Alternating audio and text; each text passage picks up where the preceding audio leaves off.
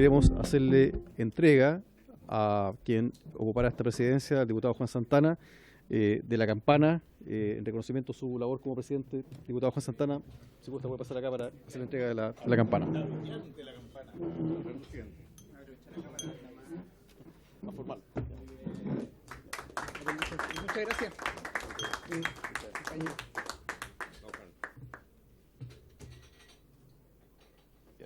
Gracias, Pedro. Muchas gracias. Bien.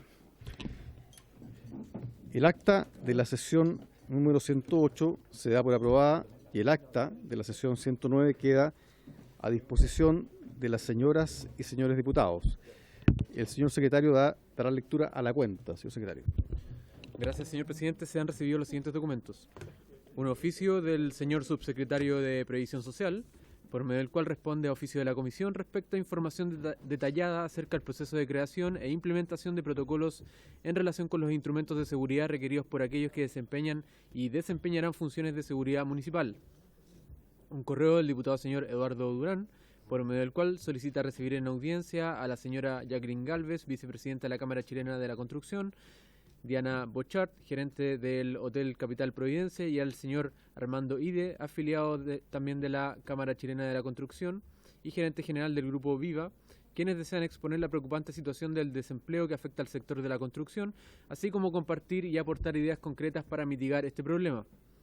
Una carta del presidente de la Central Autónoma de Trabajadores y Trabajadoras de Chile, CAT, señor Ricardo Maldonado, mediante el cual hace llegar un saludo del Consejo Directivo de la CAT, y comunican que hace algunas semanas la institución DIPRECA se quedó sin directora y su salida ha generado mucho debate al interior.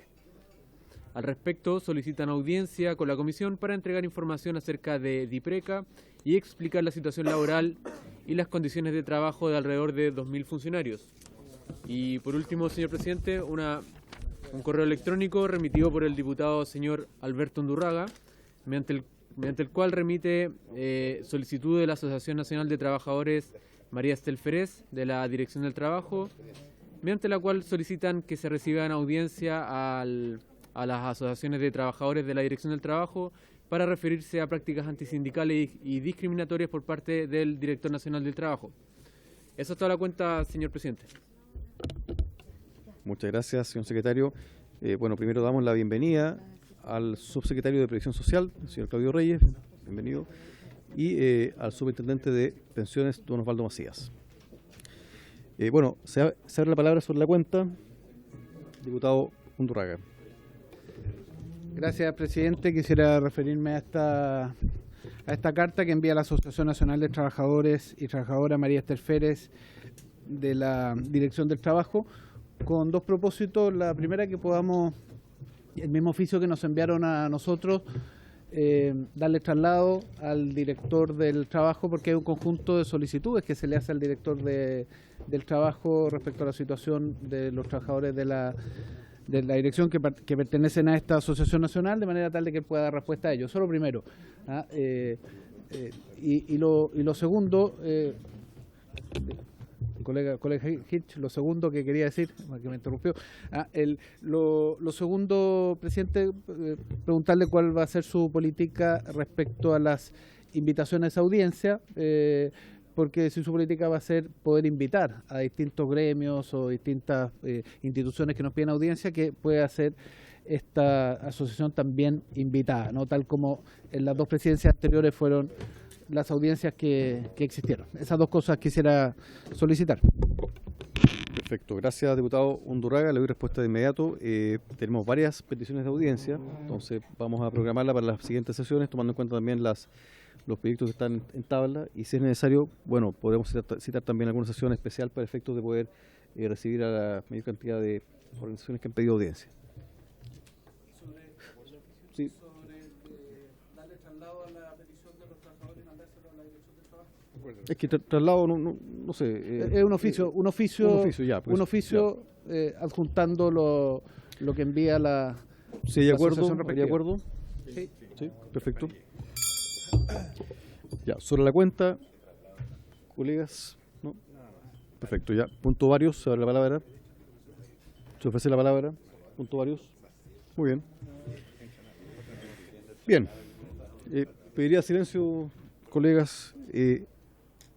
Bueno, esta sesión tiene por objeto tratar la siguiente tabla. En primer lugar, en la tabla de fácil despacho, iniciar la discusión y votación en particular del proyecto originado en moción que modifica diversos cuerpos legales para promover la contratación de personas jóvenes sin experiencia laboral previa. Acá se había fijado un plazo de indicaciones hasta el lunes 15 de abril, ayer hasta las 12 a.m. Hemos recibido indicaciones, están en el respectivo comparado que ustedes tienen en su poder, y por lo tanto, para dar inicio a la discusión, ofrezco la palabra para justificar las indicaciones. Diputado Undurraga, después diputado Kirch. Presidente, me gustaría escuchar la opinión del Ejecutivo sobre esta materia.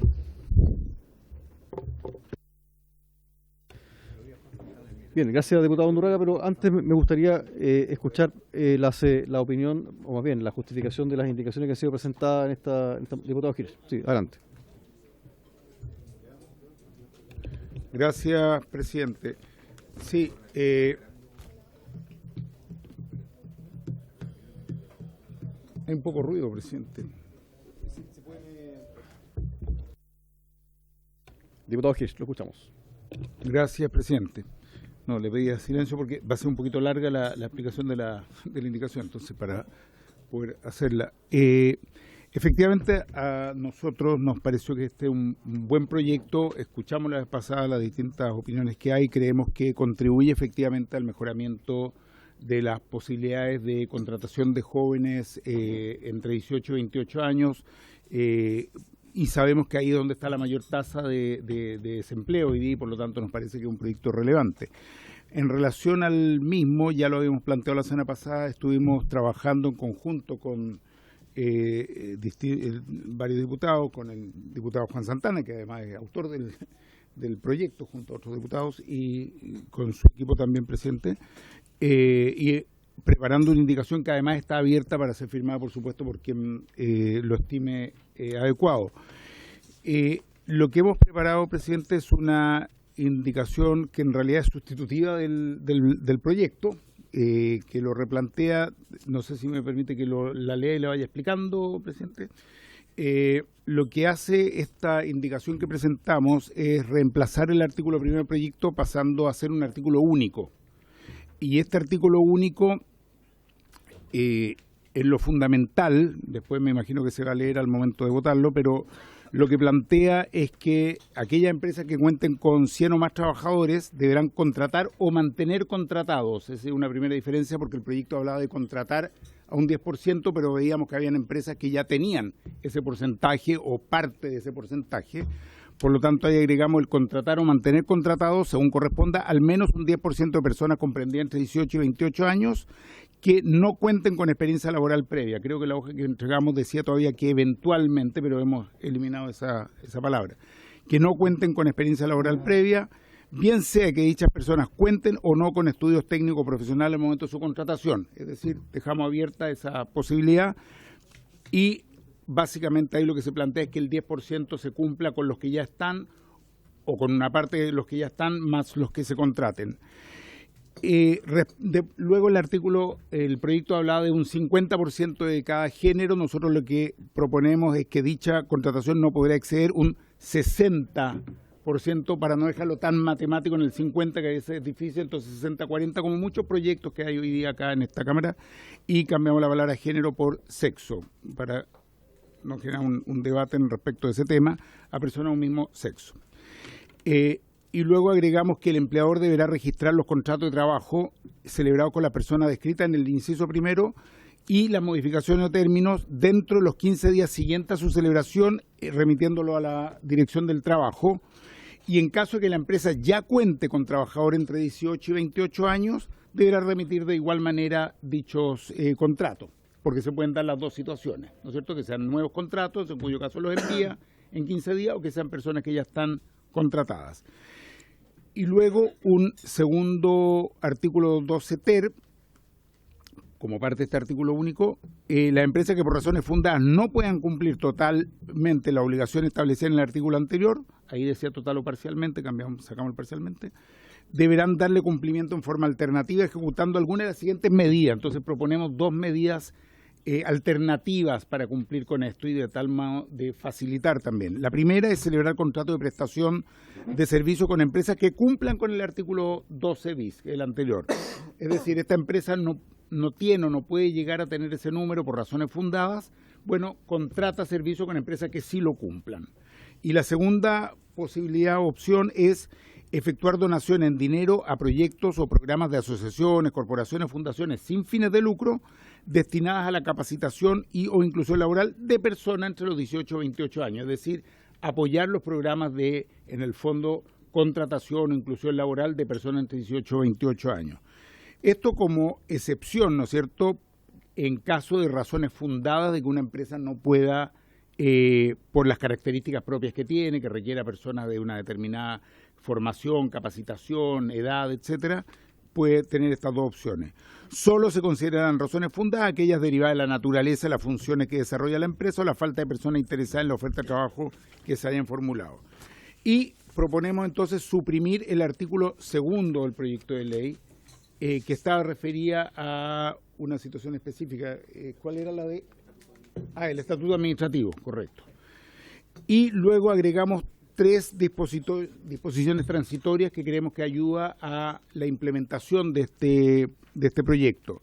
El primer artículo transitorio lo que propone es que las empresas de 100 o más trabajadores estarán sujetas a la obligación establecida en este artículo a partir del término del primer año contado desde la entrada en vigencia de la presente ley, es decir, cuando entra en vigencia.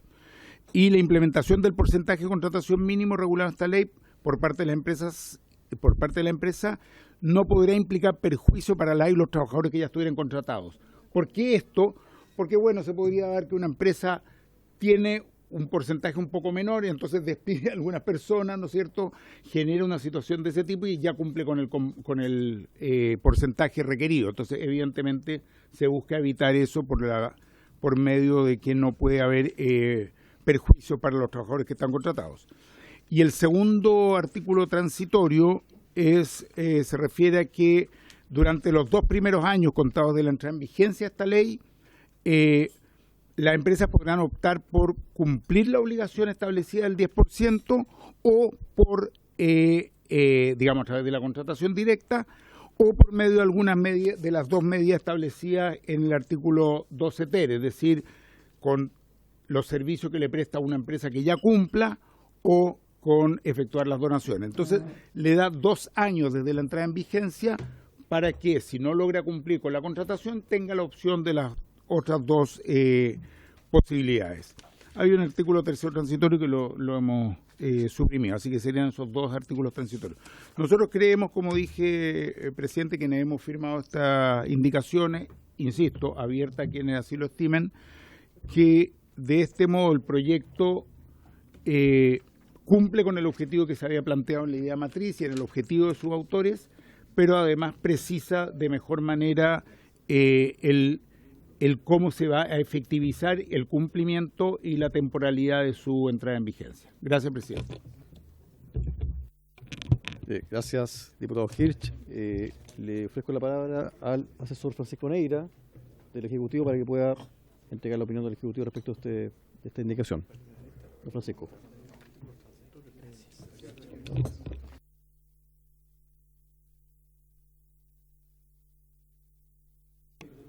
Presidente, punto de reglamento. Presidente, punto de reglamento. Gracias. Presidente, no veo a ningún ministro. Sí, pero el subsecretario, para estar sentado en esta mesa, necesita la unanimidad de la mesa completa, o si no, se tiene que retirar, porque esta, lo hemos dicho en reiteradas ocasiones, y en reiteradas comisiones pasa lo mismo. Entonces, yo creo que primero la Secretaría se pronuncie, y segundo, yo creo que se pronuncie la Secretaría con respecto a lo que estoy solicitando, presidente. Diputado Lavé. Señor secretario.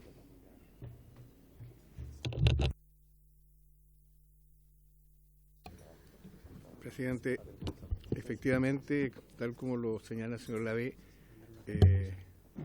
quien debería estar sentado acá es el ministro, no, y pero es incómodo tener que expresarlo de esta forma a la Secretaría, pero el señor Lavé tiene razón.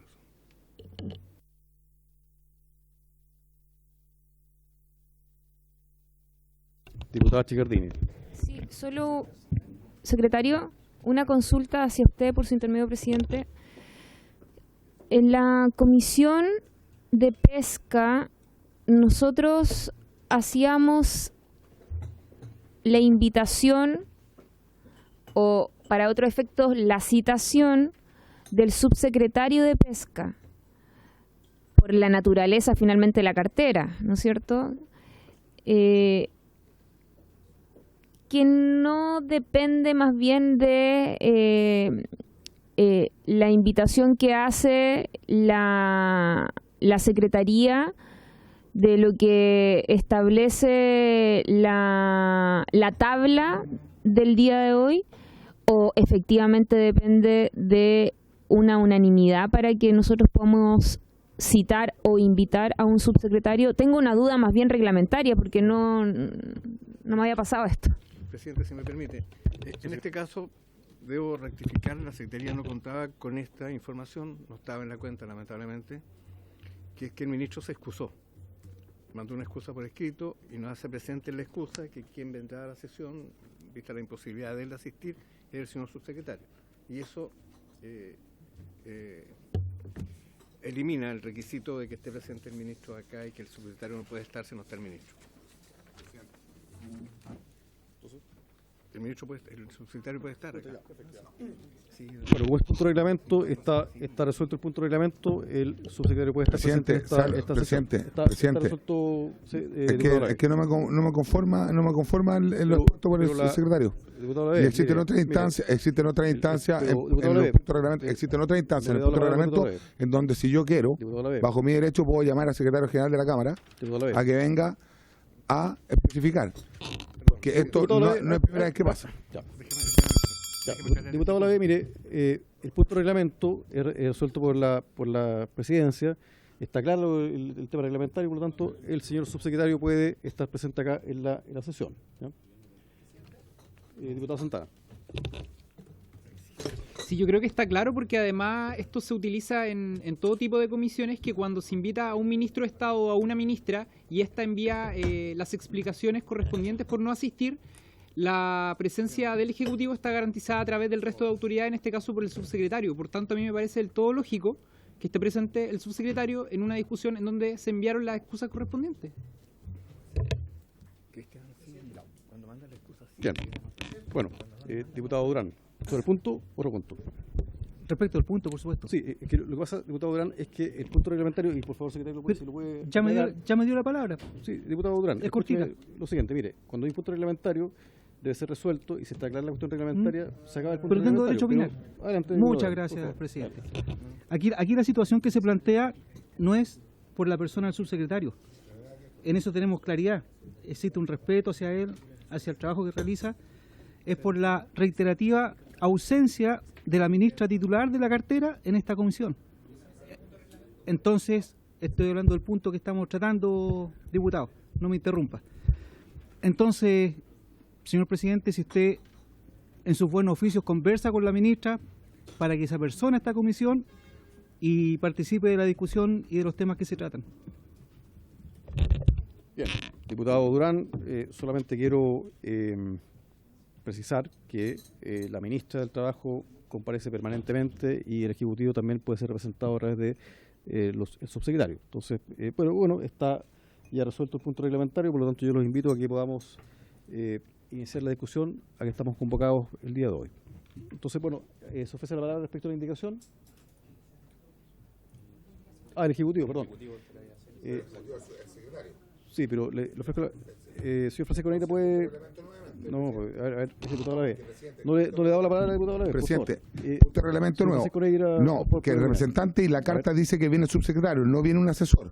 Entonces, quiero pedirle la opinión de la Secretaría de quién tiene que hablar por el Ejecutivo, si el subsecretario o un asesor. Por favor, presidente, pregúntele a la Secretaría, segundo punto de reglamento. Gracias. Es que, diputado Lavé, hay un punto. Yo no le he dado la palabra si nos queremos respetar, respetemos el reglamento. No, si la doy, pero respetemos el reglamento. Entonces, pida la palabra a usted, yo se la doy, pero no puede estar hablando encima mío. ¿Ya?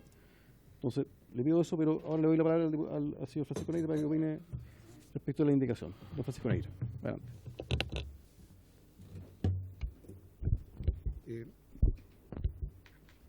Por su intermedio, presidente. Perdón. Presidente, punto de reglamento nuevo. Yo pedí y fui claro en que la Secretaría... Lo llamo al orden. No, presidente, que la Secretaría se pronuncie a que sí. ¿Quién es el representante, presidente, quién es el representante del Ejecutivo en esta mesa?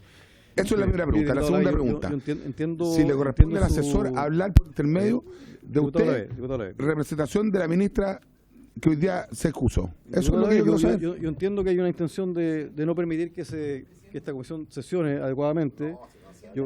Diputado Lavé, yo lo llamo al orden porque usted está faltando al reglamento de forma abierta. No le he dado la palabra, usted interrumpe la sesión, interrumpe al presidente, interrumpe a otros diputados. Eso no es correcto, diputado Lavé. Entonces, yo invito a que, por favor, respete el reglamento. Ya lo he llamado al orden, ahora le doy la palabra al señor Francisco Neira. No, diputado Santana, adelante. Es una precisión, sí. Señor presidente. Lo que pasa es que el tema que se está abordando le corresponde a la Subsecretaría del Trabajo y que no está presente el Subsecretario de Previsión Social. Solo eso. Bueno. A ver, es tercera vez, diputado Lavé, es tercera vez que está hablando encima mío. Creo que es un error de parte de usted en la dirección de la mesa. Yo estoy pidiendo un punto de reglamento para que el secretario se pronuncie a través de usted, que se pronuncie si le corresponde al asesor o al subsecretario del Trabajo pronunciarse sobre un proyecto de ley. Eso, y ese es mi derecho, que me lo gané, al igual que todos los que están acá. Y eso es lo que yo quiero saber. Diputado Lavé, es que yo creo que, a ver, insisto, usted tiene el deber de respetar el reglamento, no lo está haciendo, está siendo irrespetuoso al hablar encima mío, al hablar encima de los otros diputados. Entonces, ya lo he llamado al orden, yo lo convino a que debatamos con respeto a los diputados, a los colegas y también al reglamento. Entonces no me interrumpa cuando estoy hablando. No, es que de nuevo. Por favor, tiene la palabra. Presidente, yo llevo 55 años en el Congreso, 34 años en la Comisión de Trabajo. El derecho parlamentario existe, aunque no formalmente, y es un derecho constitucionario, se va formando sesión a sesión, mes a mes, año a año. Y en esta comisión siempre han podido participar los asesores de los ministros, señor Lavé, siempre. Y los subsecretarios también lo hacen, pero cuando los temas son más técnicos, les dejan la palabra a los técnicos. Lo ha sido en todas las comisiones y yo no tengo noticia de que haya cambiado eso. Y por otra parte, quien dirige los debates en la comisión siempre ha sido el presidente. El presidente, ustedes tienen facultades para censurar por último al presidente si no están de acuerdo en su conducción, pero es el presidente el que tiene la obligación y el derecho a dirigir los debates. Entonces, yo les ruego, por favor, que de alguna manera nos dejemos guiar por este derecho parlamentario que muchas veces no se reconoce. Muchas gracias, señor secretario. Tiene la palabra, una vez más, por cuarta vez, el señor Francisco Neira. Por favor, señor Francisco, adelante. Por su intermedio, presidente, primero que todo saludar a los diputados y diputadas. Hacer presente que el Ejecutivo se ha pronunciado respecto a este proyecto porque en algún momento creo que en un par de sesiones se advirtió sobre la opinión del Ejecutivo. El Ejecutivo emitió opinión el 19 de abril del 2022, el 31 de mayo del 2022, el 16 de agosto del 2022, el 30 de agosto del 2022. A propósito de eso, incluso se generó una mesa de trabajo donde se abordaron distintas alternativas y vías de acción respecto de lo que busca atender particularmente la moción parlamentaria, en específico como ustedes lo pueden observar de los propios antecedentes de la moción. Se busca estimular la contratación de personas jóvenes con o sin estudios técnicos profesionales, tanto en el sector público y privado, impidiendo que en cierta edad se exigirle una experiencia laboral previa para exigir al cargo. Esa era básicamente la propuesta inicial y se fijaba un sistema de cuota a través de un nuevo artículo 12 bis del Código del Trabajo. Respecto a empresas de 100 o más trabajadores que debían contratar al menos un 10% de las personas comprendidas entre los 18 y los 28 años que no cuenten con experiencia laboral previa. En ese mismo sentido, siendo también teniendo presente lo que ha manifestado el Ejecutivo a través de sus autoridades, se dio cuenta en esta mesa de trabajo que existe una serie de mecanismos de intervención en materia de jóvenes, particularmente en materia de subsidios, siendo la principal herramienta el subsidio del empleo joven, que tiene ciertos criterios de focalización asociados al 40% de la población más vulnerable. También existen vehículos de formación asociados al programa de aprendices consistente en formación dual, donde la persona, en este caso el joven, es formada, él o la joven es formada a través de competencias de componentes teóricos y prácticos en la empresa. Estos dos componentes es lo que se denomina plan de aprendizaje, que son otras experiencias que también se han revisado en el del derecho comparado. Por ejemplo, en Alemania existe una fuerte implementación de los programas duales de formación. En este sentido, el CENSE también tiene una batería asociada al programa Fórmate en el Trabajo, que busca especialmente entregar y apoyar a jóvenes estudiantes de cuarto medio de instituciones técnicas profesionales recientemente egresados, respecto que se encuentran en situación de vulnerabilidad. Finalmente, también, por ejemplo, en el lado del CENSE existe la línea de continuidad de estudios, que esta sería una batería específica. Finalmente, otra de las herramientas o los instrumentos que existen actualmente en el país, encontramos intermediación laboral. Existe un programa de intermediación a través de la plataforma laboral del CENSE y LOMIL, y esto también se suma el rol que tiene la Bolsa Nacional de Empleo. Eso era un poco lo que ha señalado el Ejecutivo de las herramientas que se encuentran a disposición hoy día, y que sin duda existe la voluntad por parte del Ejecutivo de estudiarla, evaluarla y generar los perfeccionamientos que sean necesarios. A propósito de la desocupación y subocupación de jóvenes profesionales, evidentemente, tal como se señaló en su momento y también en la mesa técnica, existe aspectos que se cruzan asociados a la oferta educativa que existe hoy día en el mercado respecto de determinadas poblaciones, además el rol que puede jugar el CENSE en determinados casos a propósito de fortalecer habilidades de aprendizaje o iniciar programas de reconversión laboral en aquellos espacios donde no es posible generar algún mecanismo de inserción. A propósito de la revisión del subsidio al empleo joven, se advertía la necesidad, y que esto ha sido un tema que se ha ido conversando en distintas instancias, de evaluar particularmente aspectos asociados a los requisitos de contratación, aumento del monto de subsidio, etcétera. Pero esto, sin duda, como se hizo presente en su oportunidad, tiene un efecto presupuestario que es relevante y que sin duda también debe considerarse por las señoras y señoras parlamentarias, a propósito de lo que ha señalado de forma recurrente, a modo de ejemplo, la ministra Jaime, ministro de Hacienda, en torno a que mayores gastos requieren ingresos de forma permanente. Asimismo, a propósito de la indicación parlamentarias que se han discutido y que se habló en su momento en la mesa, se advierte que es necesario, a propósito de las distintas alternativas que puedan legítimamente adoptar los parlamentarios respecto a la fórmula de abordar este problema, también dar cuenta de la necesidad de actualizar aspectos asociados, por ejemplo, al contrato de aprendizaje, que permiten facilitar el cumplimiento de las medidas que se esperan buscar a través de este proyecto de ley. A modo de ejemplo, hoy día el contrato de aprendizaje solo se establece para los menores de 21 años, rango de edad que no se justifica a propósito de lo que ocurre hoy día en la actualidad, lo que sin duda podría haberse fortalecido si se acompaña de mecanismos de subsidios, como se dijo en su oportunidad por parte del Ejecutivo, entendiendo que existen además esos componentes. Por ejemplo, en la lógica de formación en el trabajo que mantiene este contrato, hoy día es el empleador quien proporciona el programa de formación. No existe, por ejemplo, una vinculación con las instituciones técnicas profesionales que puedan proporcionar dichos programas, lo que permitiría también abaratar estos costos al empleador en el proceso de un trabajador que no tiene experiencia de poder insertarse y ganar la misma.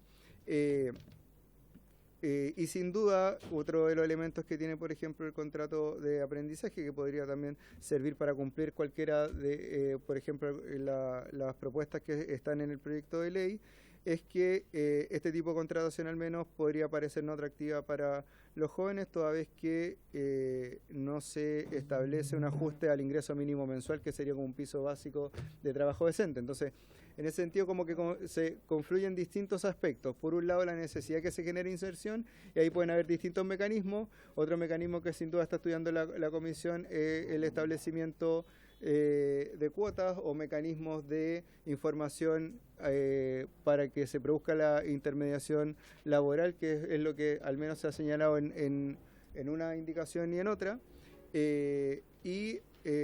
Más allá del instrumento que se decía abordar, sin duda esto requiere de un análisis mucho más macro a propósito de lo que se señalaba de los instrumentos existentes. Por ejemplo, abordar el contrato de aprendizaje, que en otros países particularmente ha sido un mecanismo que ha permitido potenciar estos procesos de inserción. Porque, por ejemplo, hoy día también se podrían generar, ya sea mecanismos de cuota o de intermediación, pero si no se acompañan de esto que genere un inicio, un tránsito en la trayectoria laboral, sin duda eso también puede generar efectos que los trabajadores o no accedan, por ejemplo, a la función por la cual se encuentran capacitados. Entonces eso también es un elemento que el Ejecutivo en su momento, a propósito también de lo que por su intermedio presidente señalaba el diputado Lavé, manifestó el Ejecutivo a través de sus autoridades.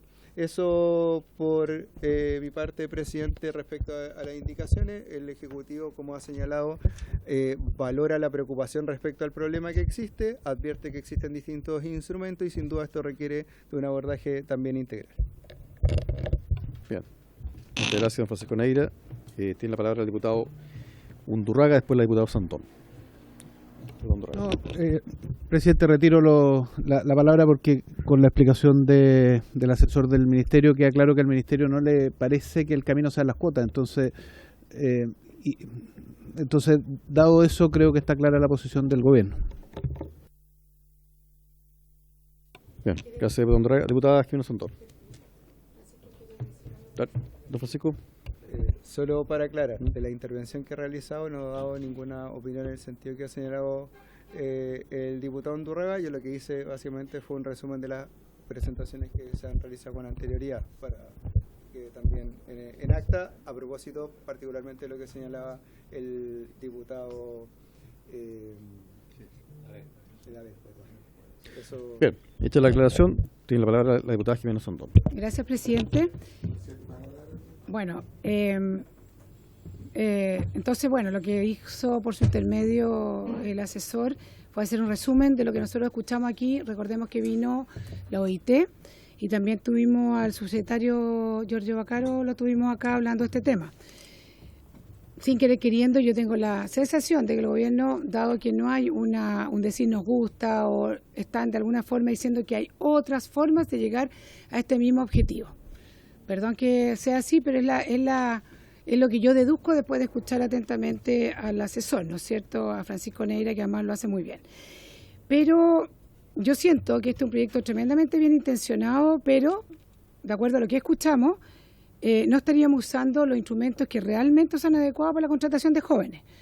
Porque es muy fácil que llevemos esto a la práctica. Y además también escuchamos, en este caso, la biblioteca mandó un informe.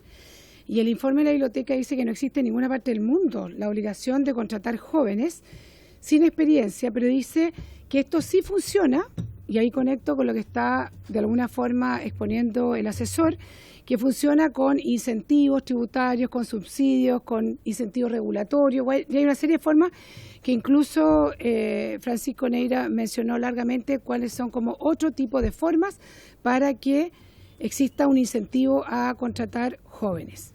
Entonces, yo entiendo la intención e incluso hasta la comparto, pero hay muchas preguntas que me ponen a mí en duda. Por ejemplo, ¿qué pasa cuando tú cumples la mayoría de edad, que sería los 28 años, o sea, los 29 años, ¿no es cierto?, que ya tienen una experiencia, te van a echar para que entre otro grupo de personas? ¿Cómo se va haciendo eso? ¿Ah? Yo entiendo que uno podría querer terminar con la cesantía del país, que hoy día está en un 8,3, Pero ¿cómo la vamos a solucionar? Pidiéndole a todo el mundo que emplea esa cantidad de gente, eso, si bien es muy bien intencionado, no se resuelve así. Y es por eso que nosotros, con nuestro asesor, con Francisco del Río, propusimos esta indicación, porque yo quiero decir que a mí, como está el proyecto así, no me gusta, porque creemos que lo que tenemos que hacer es mejorar todos aquellos mecanismos que sean de intermediación, ¿no es cierto?, laboral. Y además decir y aclarar acá que algo mencionó el asesor, que el artículo 2, a mí me parece impresionante que la Secretaría de la Cámara lo haya dejado pasar así nomás, porque nos parece que es absolutamente inconstitucional, porque tú le estás obligando incluso al Estado a contratar gente, pero el Estado tiene una planta.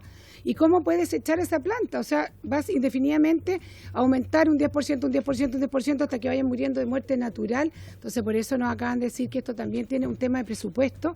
Y el artículo 2, si no es tomado por el Ejecutivo y patrocinado por el Ejecutivo, yo creo que no tiene ninguna viabilidad y se debería votar en forma separada. Entonces, entendiendo la buena voluntad y la intención que tiene, yo creo que tenemos que buscar y explorar otros caminos para incentivar la contratación de los jóvenes, porque son demasiadas las dudas y no existe experiencia en el mundo, y creo que podemos buscar y mejorar, como nos ha dicho el asesor, que estaban dispuestos a explorar eso, en mejorar instrumentos que sean adecuados para la contratación de jóvenes. Eso, presidente. Y como te digo, nuestra indicación va en ese camino, a tratar de mejorar en el fondo el mecanismo de intermediación laboral para que esto realmente sea una realidad, porque entendemos y comprendemos la angustia que pasa a muchísimos jóvenes, sobre todo en ciertas áreas, que buscan trabajo y le dicen cuántos años de experiencia y esa experiencia no está. Eso. Gracias, presidente. Gracias, diputada Osandón. Tengo varias palabras pedidas, pero esta está de fácil despacho y el tiempo se está agotando, por lo que les pido que sean lo más breves posible. Entonces está el diputado Lavé, luego el diputado Leal, luego el diputado Hirsch y luego el diputado Ulloa. Diputado Lavé.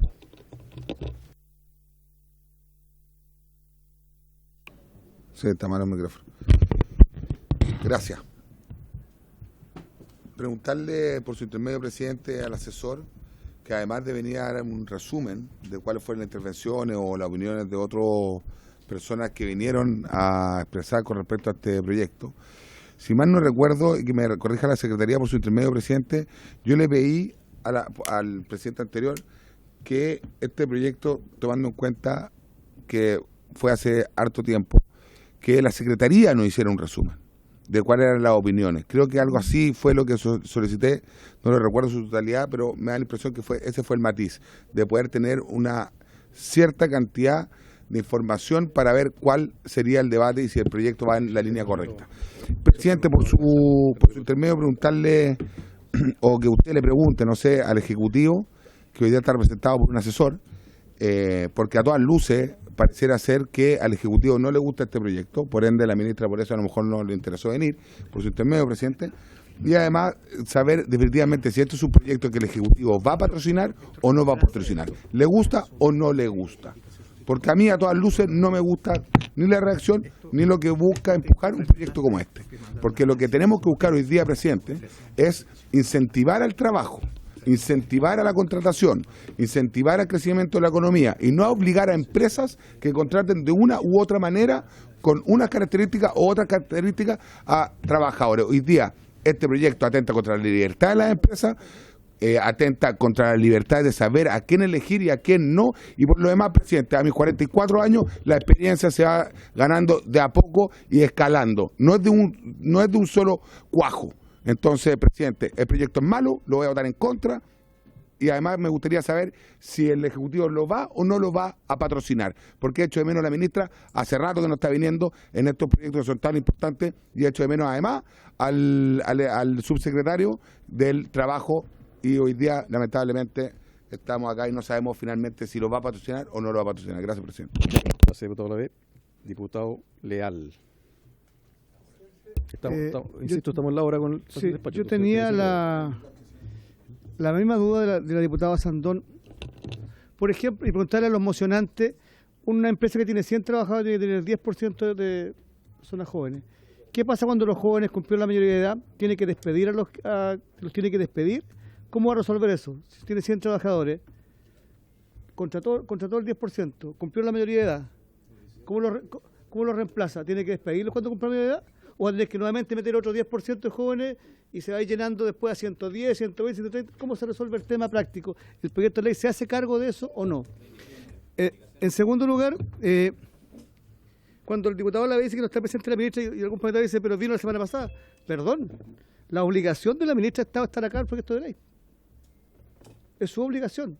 Es más, depende de que aquí haya unanimidad para que estén los asesores. No, ya perdí esa de... Pero mire, pero así funcionan todas las comisiones.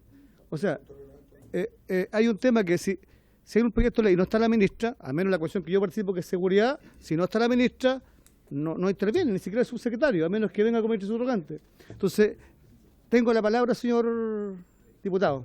¿Ya? Cuando usted era presidente le gustaba cumplir el reglamento, cumple el reglamento ahora. Entonces, yo creo que me responde el Ejecutivo, porque no está la ministra, y en segundo lugar, si se hace cargo del proyecto, respeto cuando se cumple el 100% Leal, presidente. usted debe dirigirse a los invitados a través del presidente. Tiene toda razón, presidente. Gracias, de no cumplir esa obligación reglamentaria. Muy gentil. Gracias, señor presidente. Gracias. Ya, diputado Hirsch. Gracias. Gracias, presidente. Mire, yo sigo creyendo que este es un buen proyecto, pero me parece legítimo el ánimo de buscar construir una indicación que lo mejore, digamos, y que permita el acuerdo. Yo presenté acá una indicación que fue elaborada por un conjunto de diputados, que ha sido firmada por varios diputados, pero perfectamente se puede trabajar en conjunto con lo que presentó la diputada Sandón, donde a diferencia de algunas otras situaciones, o diputado presidente por su intermedio, vemos una disposición y una voluntad de avanzar en este proyecto y que valoramos mucho. O sea, la verdad es que ahí hay una búsqueda de hacer de esto un buen proyecto. De todas maneras, creo que es importante para las intervenciones que he escuchado por su intermedio, presidente, considerar que en las indicaciones que hemos presentado se responde a algunos de los puntos planteados, que son totalmente legítimos. Por ejemplo, no puede haber menoscabo, no se puede echar, no puede afectar al resto de los trabajadores, eso está incorporado en la indicación. Se eliminó el artículo 2 que se mencionaba, no sé si lo mencionó la diputada Sandón por su intermedio, presidente, y tiene razón, y lo eliminamos por lo mismo, ¿no? Coincidimos. Pero hay un ánimo de buscar construir un buen proyecto y en ese sentido, esto de despedir después de los 28 años también está considerado en el sentido de justamente no generar un efecto sobre los demás trabajadores. En fin, me parece que son elementos que hemos contemplado, lo cual no impide que busquemos un acuerdo. Quizás, presidente, yo sé que estaba para fácil despacho ahora, pero quizás si hay acuerdo podemos postergar la votación, si es que le parece a usted, presidente, o a la comisión, no sé cuál será el procedimiento, y en conjunto con la diputada Sandón y con quienes así lo estimen, podemos construir una indicación conjunta que incorpore los distintos elementos. Gracias, diputado Hirsch. Bueno, en realidad no alcanzamos a votar ahora, porque ya concluyó el tiempo de fácil despacho. Por lo tanto, yo voy a citar la siguiente sesión también en fácil despacho para que podamos discutir una indicación que pueda ser construida por la mayor cantidad de parlamentarios y parlamentarias posible para que pueda avanzar el proyecto. Sí, pero antes está el diputado Ulloa. Entonces, les pido para cerrar el debate, tengo 3 palabras pedidas. Muy bien. Diputado Ulloa, diputado Undurraga, diputado Durán. Con el diputado Durán cerramos el debate y pasamos al siguiente punto de la tarde. Diputado Ulloa. Voy a ser breve entonces, presidente, gracias por su intermedio. Bueno, creo que tuvimos unanimidad en la votación en general, porque evidentemente hay consenso, creo yo, de que tenemos que estimular el empleo joven, la contratación del empleo joven. Ahora bien, tenemos 2 normas hoy día que apuntan en sentido que ayudan, una que obliga y la otra que señala preferentemente hay que tender a la contratación. Yo en lo personal tengo la misma postura del ministerio. Yo me acuerdo que el año pasado vimos el tema de los mecanismos que tenemos hoy día, contratación de empleo joven, subsidio al empleo joven, formación dual, contrato de aprendizaje, se puede hacer muchas cosas, pero evidentemente yo soy bastante contrario a establecer una cuota del 10%, es decir, meter mano en lo personal a la libertad que tiene cada emprendedor o empresario de dirigir el destino de sus negocios. Yo creo que esa no es la vía. Ahora bien, existiendo dos vías que se acercan. Yo soy de la postura del diputado Hirsch, por su intermedio, presidente, de tratar de comulgar ambas posturas, en la medida en que obviamente sea un avance a la situación que tenemos hoy día. Eso, presidente. Gracias, diputado Ulloa. Diputado Undurraga, tiene la palabra. Gracias, presidente. Yo creo que lo que estamos discutiendo, más allá del proyecto en sí mismo, tiene que ver con un problema o un desafío que tiene el país, que eso es generar mayores empleos. Y nosotros necesitamos, nuestra economía, nuestra sociedad necesita generar mayores empleos, empleos de calidad, y por supuesto los sectores que están más desfavorecidos en el empleo, que son jóvenes y mujeres. Participación en el mundo laboral de las mujeres y la situación de los jóvenes, que lo hemos analizado más de una vez en esta sala. Entonces, desde el punto de vista de los objetivos, yo creo que estamos todos de acuerdo. El problema se presenta en cuál es la solución. Y yo veo que aquí hay una solución que plantea la diputada Sandón, por su intermedio presidente, que señala una preferencia. Señala que las empresas preferentemente tendrán que contratar jóvenes en determinado tipo de empleo, y lo señala en la indicación. Y por otro lado, hay otra indicación de los diputados Cuello, Santana y Hirsch, y no sé si alguien más lo firmó, pero es lo que aparece en el comparado, que señala cuotas con excepciones. Entonces, se parece harto, las cuotas con excepciones más la preferencia se parece harto, en la medida que las excepciones sean excepciones de verdad, porque tal como está planteado el proyecto no son excepciones de verdad, sino que son excepciones con mayor costo. Si uno dice, mire, en este tipo de casos en las que la naturaleza de la empresa no es posible, uno puede ir acercando posiciones para tener algo en común. Entonces, estoy de acuerdo con lo que señala el diputado Hirsch, presidente, de suspender este punto de tabla para ver si podemos lograr un acuerdo que acerque las posiciones sobre la base que lo que necesitamos es generar mayores empleos, empleos de calidad y particularmente en este caso de jóvenes.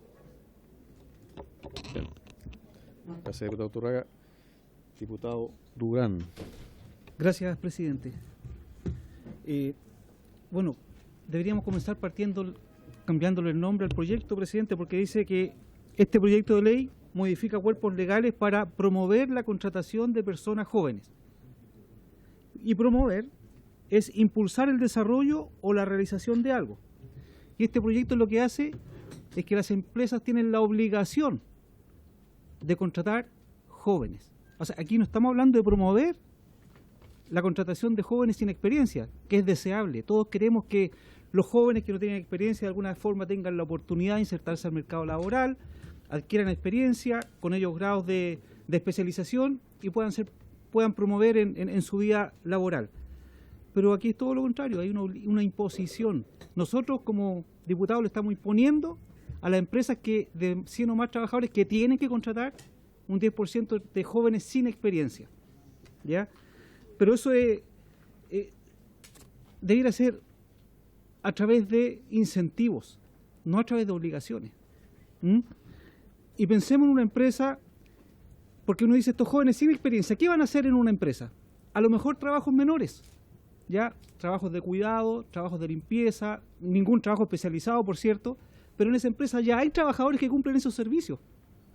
Entonces estamos metiendo a la fuerza gente a una empresa que las vamos a tener rondando en los pasillos, que no son necesarias en la empresa según sus necesidades para trabajar, porque una empresa se organiza y se establece y desarrolla sus operaciones en base a una programación y por eso contrata personas, ¿ya? Y las contrata libremente, pero aquí le estamos imponiendo a una empresa, para que lo sepa la gente, porque aquí no se trata de mala voluntad.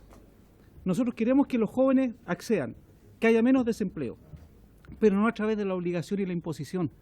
Aquí incluso hay unas indicaciones que se presentaron que si no se puede hacer esto, las empresas tienen la obligación a lo mejor de celebrar subcontratos con empresas que cuenten con jóvenes en esta edad. Y si así no se puede, tienen la obligación de hacer donaciones para proyectos o programas que faciliten la capacitación de jóvenes. O sea, estamos obligando por todas partes a las empresas a que cumplan algo que a lo mejor no pueden. Hay restricciones presupuestarias. Todos saben cómo funcionan las empresas. No es mala voluntad, es algo de la realidad práctica, cómo funciona, ¿ya? Entonces, de alguna forma, ya lo aprobamos en general, veamos la forma de salvarlo, porque así como está, presidente y colegas, creo que no tiene ni pies ni cabeza. Gracias. Gracias, diputado Durán. Bueno, igualmente recuerdo que estos mecanismos alternativos de cumplimiento de la obligación son similares a lo que están dispuestos en la ley de inclusión. Entonces no es tampoco algo tan... es algo usado en derecho del trabajo. Diputado Sauer, tiene la palabra. Gracias, presidente. Bueno, a mí me queda claro, después de la intervención del asesor, cierto, que el gobierno no comparte el proyecto y por eso la ministra no está acá, porque obviamente le gusta estar cuando se pueden dar buenas noticias y son buenos titulares para la ciudadanía, pero aquí no comparte este tema y obviamente prefiere evitarlo. Pero independiente de eso, presidente, este es un proyecto que no se hace cargo de la realidad que estamos viviendo. Hoy día tenemos 850.000 personas sin empleo y tenemos a 400.000 que salieron del mercado laboral porque no encontraron empleo y se aburrieron de buscar. O sea, si uno lo suma, estamos casi en 1.250.000 personas sin empleo. Esa es la realidad. Entonces, yo creo que este proyecto lo único que hace es aumentar la rigidez para la contratación laboral en vez de aumentar, ¿cierto?, las facilidades para que la pequeña empresa lo pueda hacer, sobre todo, que es la que genera más empleo. Hoy día, presidente, el otro día veíamos un estudio que yo creo que los diputados de esta Comisión de Trabajo tienen que tomar conciencia de la realidad que estamos creando. Disminuimos la hora a 40 horas. Queremos aumentar en 6% la cotización adicional y aumentamos el sueldo mínimo. Si uno revisa, los costos de contratación aumentaron en un 44% si es que se aplican todas estas normas que estamos aprobando. Entonces, ¿quién va a querer emprender en Chile? Mejor soy empleado. Entonces, después nos quejamos, ¿cierto?, de nuestra triste realidad, de los abusos de los empleadores, si nosotros creamos condiciones que son difíciles de cumplir. Entonces, no le pongamos otro pelo más en la leche a este mercado laboral tan complicado, que hoy día no se recupera, que tiene salarios reales a la baja hace rato, y que, presidente, a mí también, de verdad, este proyecto en general no me parece adecuado. Estamos malcriando a esta generación de cristal, si es increíble. Ahora los niñitos de 18 años que no han hecho nada, hay que contratarlos en alguna cosita para darles una pega. ¿Sabe, presidente? Se lo voy a contar porque yo le comentaba al diputado la vez, se reirían si yo les contara cuál fue mi primera pega. Yo soy ingeniero comercial, recién titulado. ¿Sabe dónde trabajé? En Huachipato, justamente. Una empresa que está próxima a desaparecer si no se toman medidas. Presidente, mi primera pega fue de mecánico. 1 año y medio para poder pagar la universidad porque mi papá había fallecido. Y tuve que pagar la universidad. No había gratuidad en ese momento. Y por lo tanto, luego de eso, fíjese usted que yo después de ese año y medio, pasé a una empresa internacional que me conoció en ese trabajo, gracias al trabajo que yo desarrollé, terminé en una empresa alemana, trabajando en el extranjero, en Alemania, en Arabia Saudita y en varias partes del país. Gracias a ese esfuerzo y gracias a ese trabajo. A mí nadie me dio una cuota, nadie me nombró porque tenía apellido raro. Me dieron la pega por mi sacrificio y mi esfuerzo y mi trabajo. Entonces, uno lo mínimo que pide, presidente, es que no le cuidemos tanto a este grupo de jóvenes, ¿cierto?, que, claro, necesitan una oportunidad. Pero, ¿qué oportunidad van a tener, presidente, si tenemos en Chile, ¿sabe cuánto? 5 millones de personas que no tienen cuarto medio en Chile. Esa debiera ser una prioridad. 5 millones de personas que no han terminado el cuarto medio, presidente. Y nosotros necesitamos aumentar los sueldos, pero cuando tú tienes a personas que no tienen productividad, cuando tienen bajo aporte que hacer una empresa, es difícil subirle el sueldo, pues, presidente. Entonces, hagámonos cargo de la realidad que tengamos, no tratemos de fabricar realidades que no existen. Yo, como le digo, si está el proyecto de esta manera, yo no lo voy a votar favorablemente. Yo me quedo más bien con la posición del gobierno y con la diputada Sandón en su indicación. Pero como le digo, esto yo creo que es agregar rigidez a un mercado laboral ya suficientemente golpeado.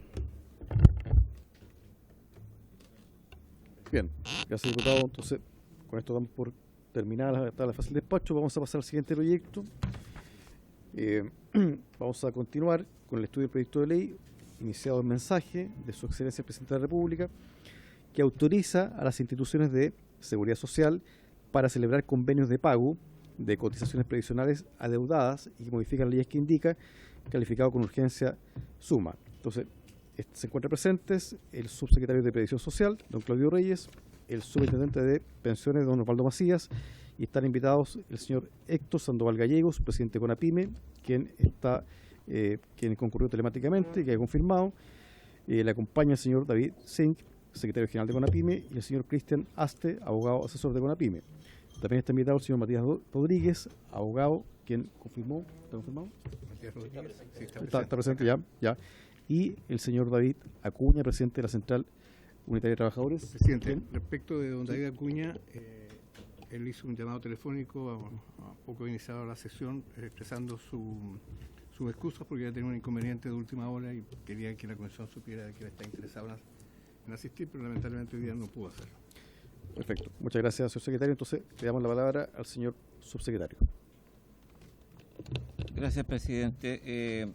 La sesión anterior, este proyecto de ley que autoriza a las instituciones de seguridad social para celebrar convenio de pago fue presentado, en la cual se estableció esta posibilidad por una sola vez de que las instituciones que fueran deudoras de pensiones, tanto instituciones privadas como instituciones como las municipalidades o corporaciones municipales, pudieran pactar convenios para disminuir o eliminar estas deudas. En este periodo hemos también establecido una serie de reuniones con los organismos que estarían beneficiados por este mecanismo, entre los cuales hemos ido escuchando solicitudes, particularmente respecto de los plazos que establece este proyecto de ley, tanto en términos del número de cuotas, como el periodo de deuda de cotizaciones provisionales que sería abordado, así como también los plazos para poder acogerse a la suscripción de estos convenios. Eso va a ser traducido en su respectivo momento en indicaciones, pero también estamos ampliando esa conversación con los gremios, con las instituciones de las representativas de la micro, pequeña y mediana empresa, para poder incluir otras materias, particularmente relativos a temas vinculados a intereses, reajustes que afectan a las deudas. En la presentación anterior, por parte de la ministra, se hizo una reseña de cuántos eran los convenios, cuántas eran las empresas y el monto al cual ascendían las deudas, que me parece que es necesario precisar, para lo cual le hemos pedido al superintendente que me acompaña que haga una breve presentación respecto a esos antecedentes para que esté en conocimiento de los señores diputados y diputadas. Muchas gracias, subsecretario. Tiene la palabra don Osvaldo Macías. Gracias, señor presidente. Buenas tardes a todos los parlamentarios y parlamentarias. Efectivamente nos han pedido que efectuemos un mayor desglose de las deudas de pensiones que tienen las empresas y que estarían contenidas en este proyecto de cambio legal. Para contextuar, en la lámina que viene, se señala el periodo que cubre el proyecto de ley.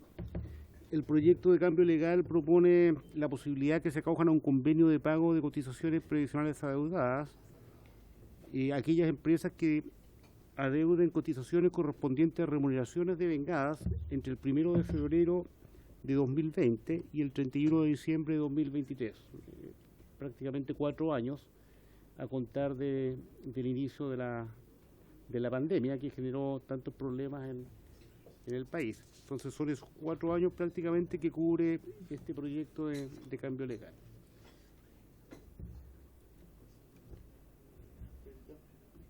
A continuación vamos a ver las principales cifras involucradas en el proyecto de ley.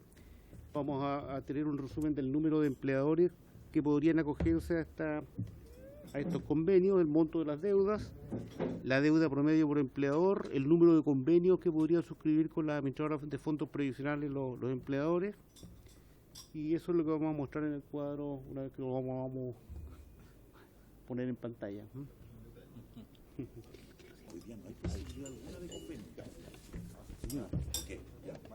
Muy bien, tiene la palabra señor superintendente. Gracias, ahora parece que se solucionó el problema técnico. Vamos a pasar al primer cuadro. Este es el primer cuadro. Entonces, el total de empleadores que podrían llegar a suscribir estos convenios, después vamos a ver que son un poco menos, serían 62.425. Ese es el total de universo de empleadores que tiene algún tipo de deuda en este periodo, que es febrero de 2020 a diciembre de 2023. Esas remuneraciones tienen algún tipo de deuda por 62.425 empleadores, ¿no? El monto de la deuda es 324.000 millones de pesos aproximadamente. La deuda por empleador es un poco más de 5 millones en promedio. El número de convenios que podría suscribir un empleador llega a 148.000 convenios aproximadamente, lo cual nos da 2,4 convenios por empleador. ¿Por qué hay más de un convenio por empleador? Porque los empleadores tienen a sus trabajadores afiliados a distintas administradoras previsionales, entonces tiene que suscribir un convenio por cada administradora previsional. Significa que cada empleador en promedio tiene a sus trabajadores en 2,4 AFP, si se pudiera decir así, ¿no? Entonces, por eso se da esto. En la página siguiente tenemos lo mismo, pero con un desglose un poco mayor. Ahí están las empresas por tamaño, y aquí vamos a empezar ya a hacer algunas diferenciaciones. Podemos ver que el total de la deuda es lo mismo que el cuadro anterior, los 324.000 millones de pesos, y el número de empleadores 62.000. Sin embargo, aquí vamos a hacer algunas precisiones. Lo que el proyecto de cambio legal propone es que se incorporen a estas posibilidades las micros, pequeñas y medianas empresas, las corporaciones municipales, municipalidades, personas naturales de distinta naturaleza y empleadores de trabajadores de casa particular. Por lo tanto, en esta clasificación que tenemos aquí, no estarían incluidas las grandes empresas, que ustedes pueden ver ahí en la cuarta línea, que son 479 empleadores que tienen deudas en ese periodo. Su deuda es de 34.000 millones de pesos, casi 35.000 millones, y equivalen prácticamente el 11% del total de la deuda. Entonces, de este 100% que tenemos acá, el 89% se podría coger algún tipo de convenio. Solamente están excluidas en el proyecto de cambio legal las grandes empresas, como señalaba ahí. Entonces, si vamos a la próxima lámina, tenemos un poco más de desglose, porque aquí hay más columnas que pueden ser interesantes verlas, y aquí uno puede empezar a entender cómo se compone una deuda de esta naturaleza. Podemos ver en la última columna lo que veíamos anteriormente, el monto total de la deuda es un poco más de 324.000 millones de pesos, más de 300 millones de dólares para ese periodo, y vemos sus distintos componentes. La primera columna dice saldo.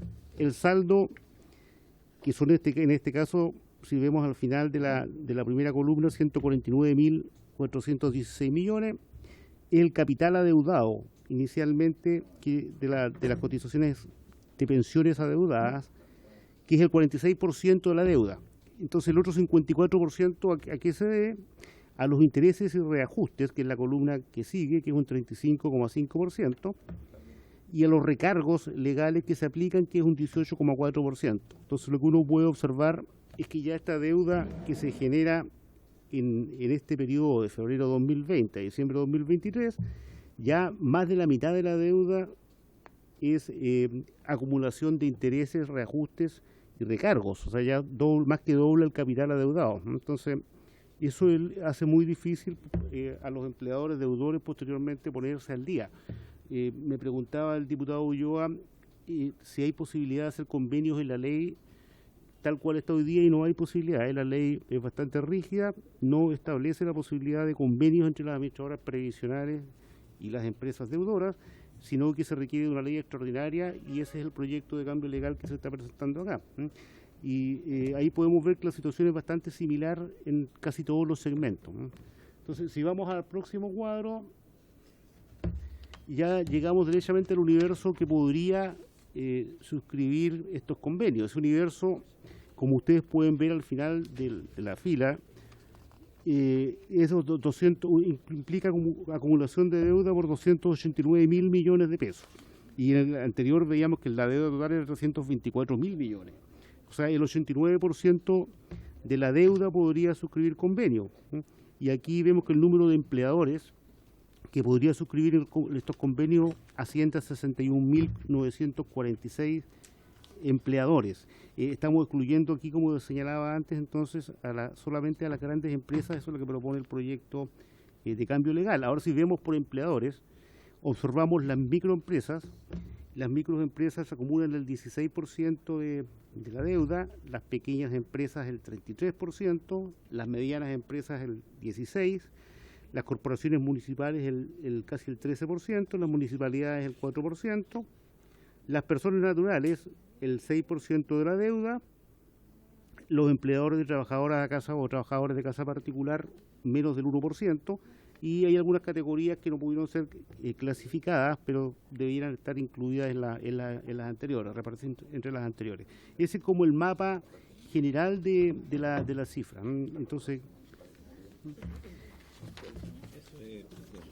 Bueno, muchas gracias, superintendente. El diputado Undurraga pidió la palabra para hacer una consulta. Quiero recordar que tenemos varios invitados, entonces yo sugiero que mejor escuchemos a todos los invitados y luego se las preguntas, ¿no? Porque si no vamos a alcanzar a escucharlos. Entonces, está don Héctor Sandoval Gallegos, presidente de CONAPYME, está telemáticamente. Don Héctor Sandoval, bienvenido, tiene hasta 10 minutos para poder exponer. Don Héctor Sandoval, tiene la palabra. Muchas gracias, presidente, por la invitación. Este proyecto de ley es una de las condicionantes que pusimos al minuto de la discusión del sueldo mínimo de las 40 horas que firmamos y que hoy día el Ministerio del Trabajo está dando cumplimiento a lo acordado. Ya tuvimos una reunión con el subsecretario de Previsión Social hace algunos días, otra hoy día por la mañana, donde nos informó el contenido de este proyecto, y sobre eso nosotros tenemos algunos comentarios. Primero, cuando se segmenta, siempre se segmenta por el nivel de venta de las empresas y no por su margen de utilidad. El que vende un producto muy caro vende mucho, pero no significa que tenga mucha utilidad, que creo que es un tema que hay que revisar con un poco de atención. Ahora, nosotros creemos que debiesen entrar la mayoría de las empresas, porque en el fondo son las cotizaciones de los trabajadores, no es una utilidad para la empresa. Y por ello nosotros entendemos que pensando en los trabajadores se incluyó a las municipalidades y las corporaciones municipales, porque a lo menos yo no conozco ninguna municipalidad o alguna corporación que sea pyme, por lo tanto se está pensando en los trabajadores. Ahora, nosotros creemos que aquí debe existir una condonación de las multas e intereses, porque en el texto del proyecto no queda muy claro. Ahora, se me pegó esta cuestión. Ahora, respecto a los plazos, nosotros creemos que se debe ampliar y no solo estar considerado el 1 de febrero, porque las complicaciones venían de más atrás, a lo menos de octubre del 2019, por lo tanto debiese haber una flexibilidad en esto y entiendo que hay voluntad por parte del Ejecutivo para eso también. Ahora, cuando se dan los plazos para hacer los convenios, las comunicaciones, la difusión no son muy ligeras, por lo tanto se van a vencer los plazos y mucha gente no va a alcanzar a hacer ningún convenio.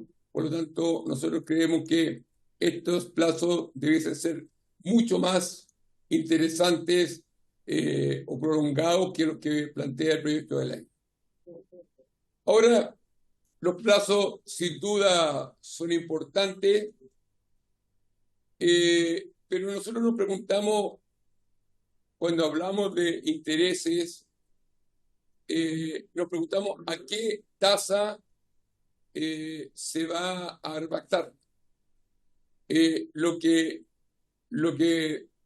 generó la deuda 4 años atrás, no sabemos qué tasa tiene hoy día. Yo miraba las cifras presentadas por el superintendente y veo que son bastante abultadas.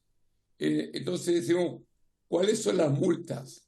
¿A qué tasa de interés vamos a repactar?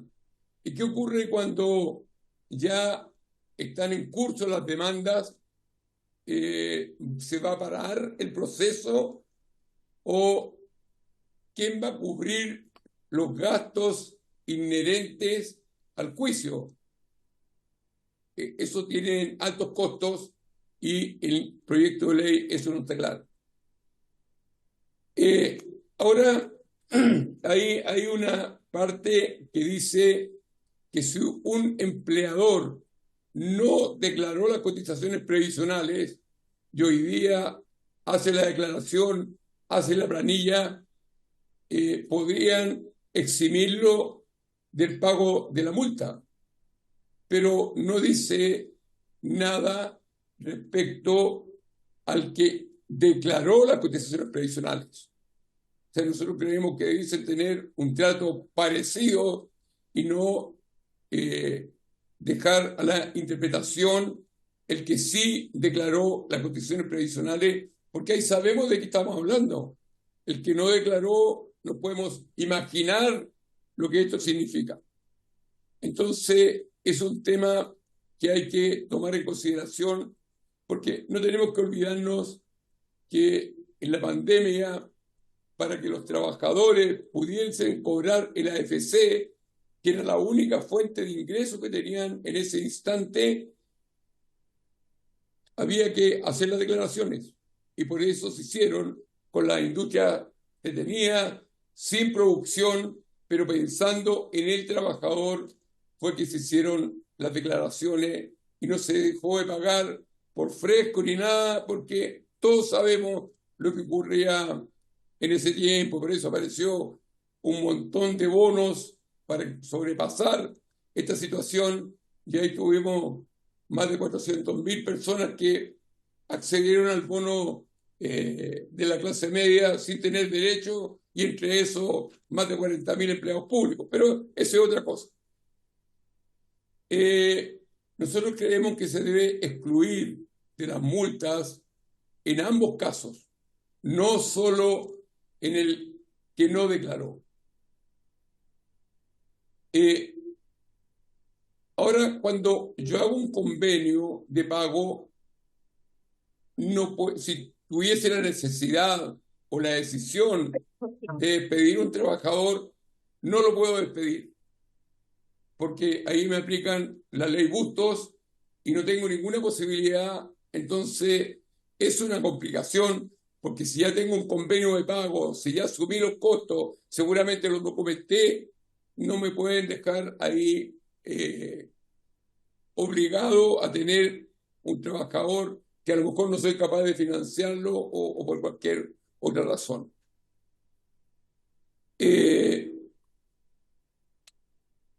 Respecto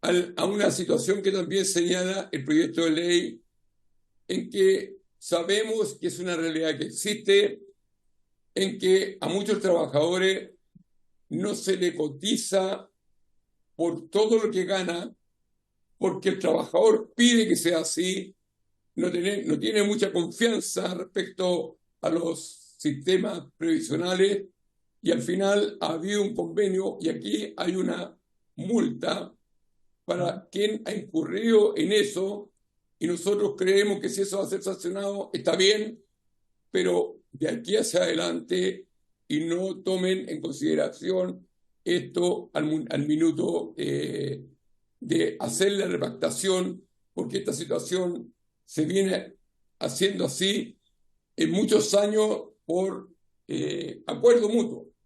Finalmente, nosotros tuvimos una reunión con la subsecretaría hoy día en la mañana, y todos los gremios PYME que estábamos ahí creemos que aquí debiese estudiarse bien el proyecto, no se debiese entregar más certezas que interrogantes. Hay un montón de interrogantes que no quedan definidos claramente en el texto y a lo mejor sería una buena decisión retirarlo, dialogar al respecto, de tal manera que sea un proyecto que sirva, porque de acuerdo a lo que nosotros interpretamos, nadie va a hacer repactaciones, porque el que debía 5 millones hoy día debe 38 millones y al final decimos 20 cuotas, 40 cuotas, ni 100 cuotas. Si esto efectivamente no es una ayuda, no es una solución, va a ser letra muerta. A nosotros nos habría gustado participar en la elaboración de este proyecto, haber hecho presente nuestros puntos de vista, pero cuando nosotros nos presentaron, el proyecto estaba hecho, hemos hecho nuestro planteamiento, entiendo, ayer me lo manifestaba la señora ministra, que nos encontramos en otra actividad, que había voluntad por innovar donde sea necesario. El señor subsecretario en la mañana decía lo mismo, pero creo que avanzar con este proyecto, que habrá que aplicarle muchos parches, no sé si es la mejor idea. Yo solo hago el planteamiento. Por lo tanto, muchas gracias, presidente y señores parlamentarios. Muchas gracias, señor Sandoval, y muchas gracias también por haberse ajustado al tiempo que le otorgamos. Gracias, señor Sandoval. Entonces, invito a pasar al señor Matías Rodríguez, abogado, acento, don Matías, y le ofrezco la palabra hasta por 10 minutos.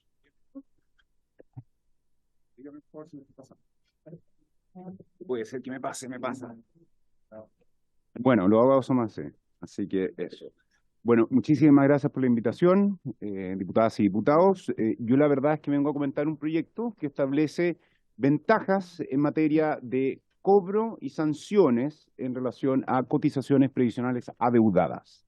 Eso es lo que establece. Ventajas y adicionalmente la eliminación de ciertos elementos de un nuevo tipo, que es un nuevo tipo penal económico, que sanciona a personas jurídicas, que está incorporado en la nueva ley 21.595 sobre delitos económicos. Eso es básicamente lo que hace. ¿Qué ventajas genera este proyecto? A modo de resumen, un convenio que no existía antes por deudas previsionales a 18 cuotas. Ese es uno. Otra que no está expresamente establecido en los antecedentes del proyecto, que es claramente una condonación de multas por las cotizaciones morosas. Y eso no está explícitamente presentado en los antecedentes y es una ventaja importante.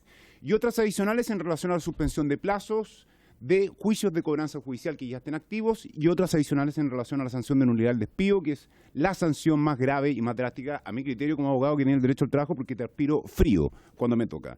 También hay materias en relación a eso. Es decir, ventajas en materia previsional para las personas que tengan cotizaciones previsionales adeudadas. ¿Por qué empiezo con esto? Porque a mí no me corresponde evaluar la pertinencia o mérito de las razones políticas o económicas que tengan los legisladores en esta materia. No me corresponde hacerlo. Lo que sí puedo hacer es evaluar la proporcionalidad o la relación que existe entre la finalidad declarada de este proyecto y el diseño legislativo. La finalidad declarada del proyecto es beneficiar a aquellas pequeñas empresas que son la principal fuente de trabajo de Chile y, obviamente, el diseño legislativo determina quiénes son beneficiarios. Y en esa relación que hay entre finalidad del proyecto y el diseño legislativo, en este caso tiene que ser una relación estrecha. ¿Por qué estrecha? Porque deber cotizaciones previsionales es particularmente serio en nuestro derecho. Tenemos sanción de nulidad al despido, tenemos multas asociadas y tenemos varias acciones de cobranza al respecto. Por tanto, si vamos a generar estos beneficios, tenemos que diseñar precisamente a quién vamos. Y en ese sentido, yo tengo mi primer cuestionamiento con este proyecto de ley. Primero que nada, estamos hablando de microempresas que hayan tenido deudas previsionales entre febrero del año 2020 y diciembre del año 2023. Temporalmente creo que eso es más de lo que señala el proyecto mismo, que es el problema COVID per se. Las restricciones económicas y laborales cesaron desde el 2003 o incluso el 2022 en adelante. Esa es la primera observación en relación al marco temporal. Otra observación que tengo es en relación a los beneficiarios. Voy a hablar más fuerte. Estoy de acuerdo con los beneficiarios, entendidos como pequeñas empresas, de acuerdo a la ley 20.416. también estoy de acuerdo con los beneficiarios que son empleados y empleadas de trabajadores y trabajadoras de casa particular. Creo que es pertinente.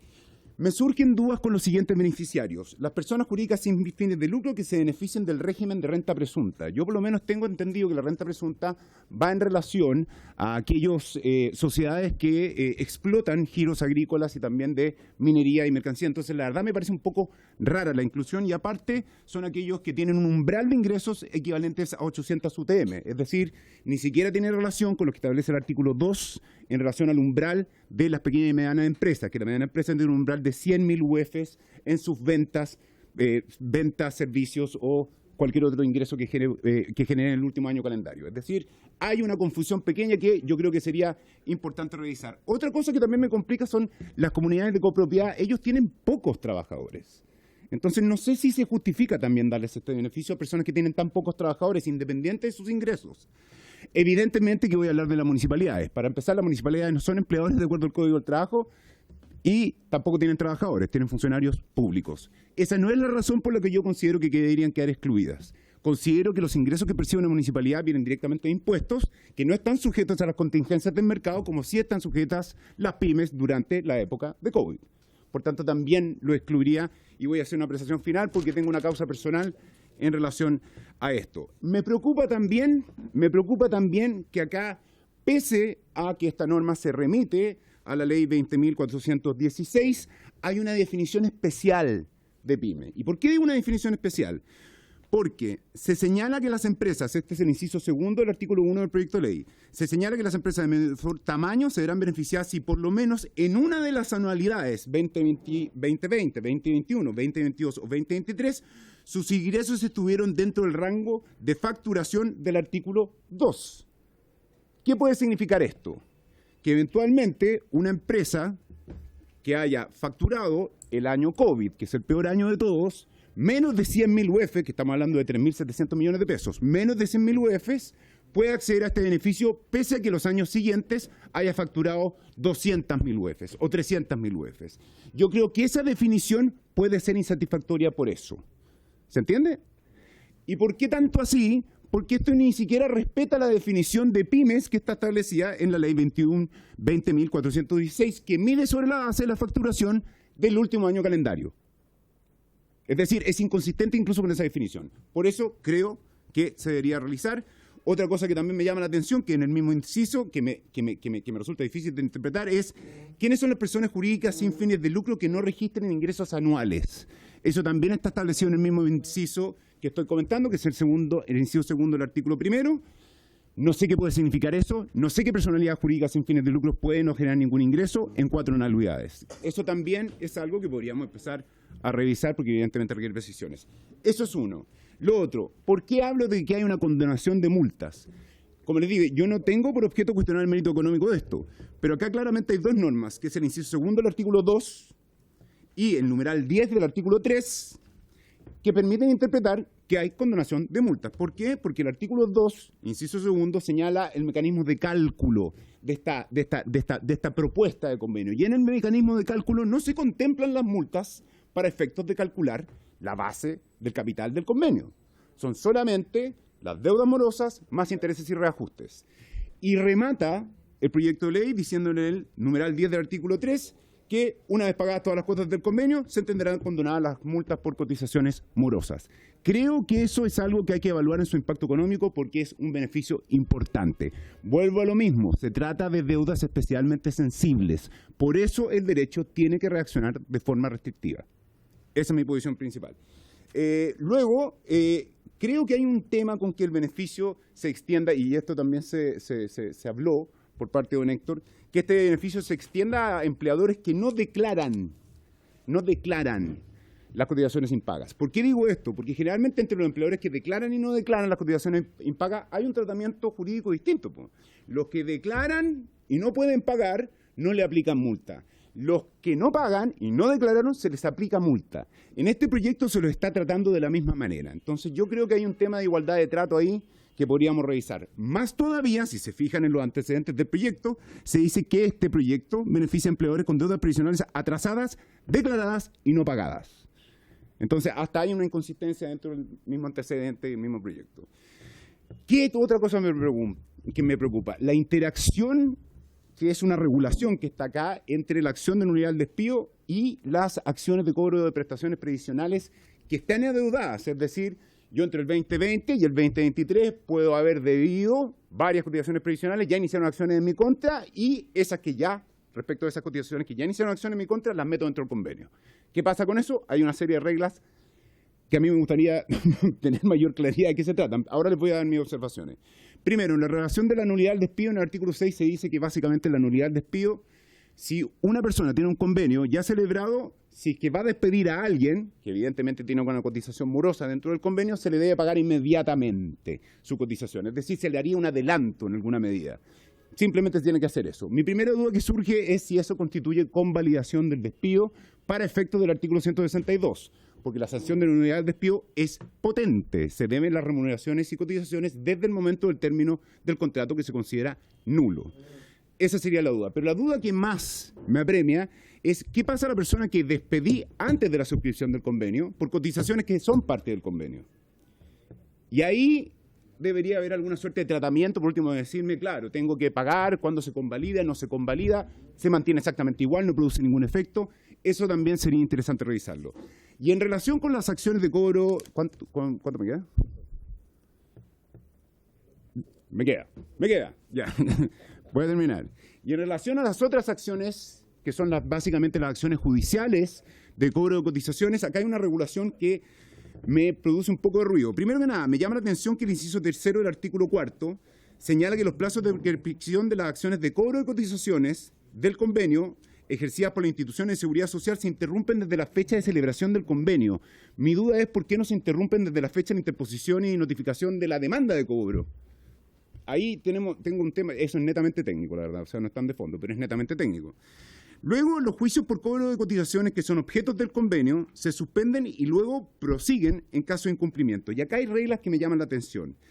Observo un problema, que es si las cotizaciones del convenio son las mismas que se cobran en el juicio ejecutivo de cobranza, ¿por qué no deben mandar simplemente las cuotas del convenio con reajuste de intereses y multas? En vez de tener dos juicios por la misma materia. Hay un tema de litispendencia potencialmente. Y al final tenía un par de observaciones más, presidente, pero estas son observaciones más formales, que son más de forma. Obviamente hay algunos temas con las numerales y los literales, pero creo que hay un plazo curioso, porque son 60 días que se prorrogan. ¿Desde toda la vida? No. Me apagaron derechamente, se me acabó el tiempo. Ya. Porque concluye, por favor. No. Ahora sí. Ya. Me queda un minuto. ¿Alguna observación? ¿Algunas observaciones de forma?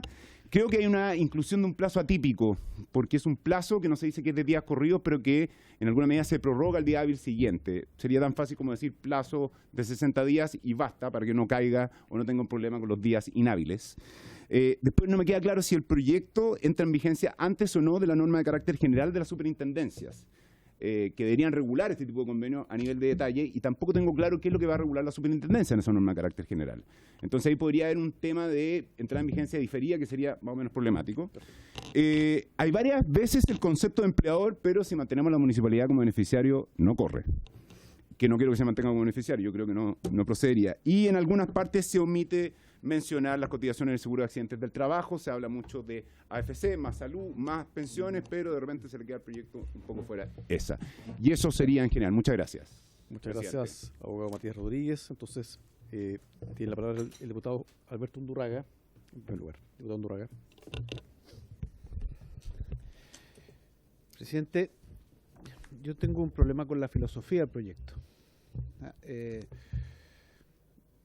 Si aquí lo que se quiere es beneficiar a las pymes o se quiere beneficiar a los trabajadores.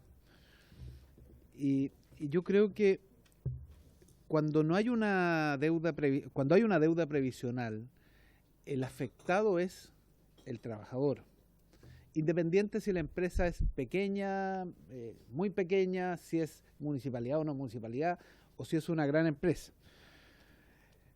Entonces, si nosotros queremos que los trabajadores tengan en sus cuentas lo que les corresponde por la previsión, más bien debiéramos poner el foco en el trabajador y no en el tipo de empleador. Entonces, es una filosofía distinta respecto al proyecto. Y uno puede separar los beneficios, las rebajas de multa y todo eso para la pequeña y para algunas, ¿no? Pero si el problema es que los trabajadores tienen un vale por una previsión que se le va a pagar en algún momento y le podemos dar una cierta probabilidad de incobrabilidad a ese vale si es que no hacemos un convenio como este, la verdad que debiéramos ampliarlo. Entonces ustedes me dirán, es que estamos beneficiando a las grandes empresas. No, no, no. Las rebajas de multa y todas las cosas que señalaba muy bien el abogado lo podemos dejar en las pequeñas, más los municipios, más los que define el proyecto.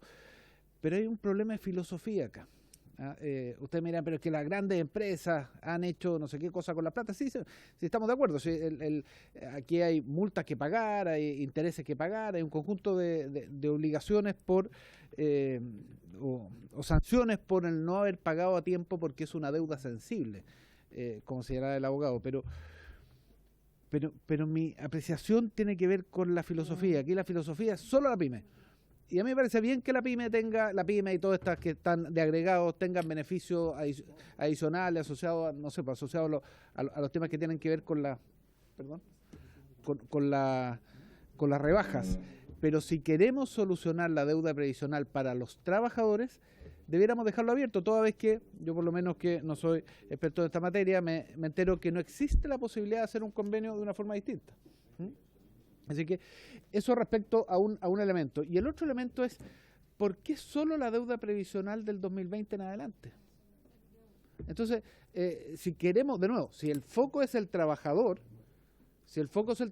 la deuda previsional en general. Y claro, ustedes me dirán, es que entonces no da para los 18 meses. Bueno, 18 meses si es un tanto monto del capital, 24 meses, se puede jugar con los plazos para poder tener un convenio que sea pagable, pero yo creo que en la filosofía hay algo que me cuesta entender y a lo mejor está bien, y yo no la he entendido bien, pero en ese caso me gustaría que la pudiera explicar bien el Ejecutivo.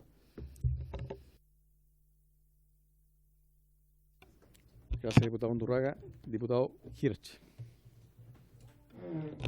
Gracias, presidente. Yo, no siendo abogado, he tratado de seguir lo que se dice, y de rápido el abogado, sí, por los 10 minutos de haber sido. No, pero está muy bien. Entonces uno tiene que incorporar una mirada, en mi caso no es la del abogado, sino tratar de entender el sentido del proyecto, y tiendo a coincidir con el diputado Undurraga, la verdad, porque desde el comienzo lo que yo entendí de este proyecto es que lo que se busca es que los trabajadores recuperen algo que les pertenece. Esa es como la esencia, entendí yo, y es algo que la empresa ya les descontó, así fue explicado por la ministra también, que ya les descontó y que por lo tanto, siendo de ellos, no pueden gozar de su propiedad, digamos, no tienen derecho.